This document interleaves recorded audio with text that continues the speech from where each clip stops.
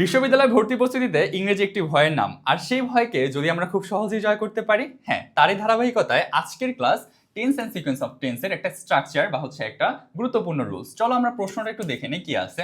Suman went to bed after he dash his lesson. এখন এখান থেকে আমাদের প্রশ্ন থেকে প্রথমে যে কাজটা করতে হয় সেটা হচ্ছে হিন্টটাকে খুঁজে বের করতে হয়। এই প্রশ্নের হিন্ট হচ্ছে আফটার।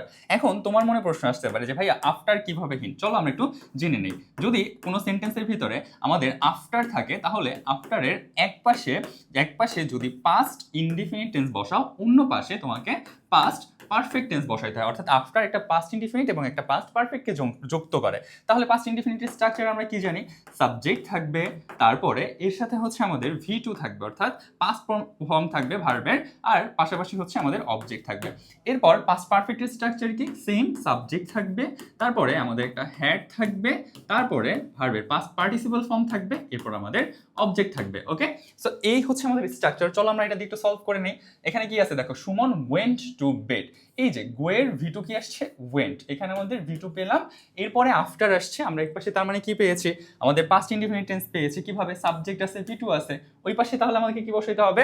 হচ্ছে হ্যাড প্লাস V3 লাগবে। এখানে তো সাবজেক্ট আছেই, তাই না? চলো আমরা হ্যাড প্লাস V3 কোথায় আছে খুঁজে বের করি। এই যে আমরা এখানেই পাবো, দেখো প্রথম অপশনটাতেই আছে হ্যাড, তারপর হচ্ছে লার্নের V3 আছে, লার্ন।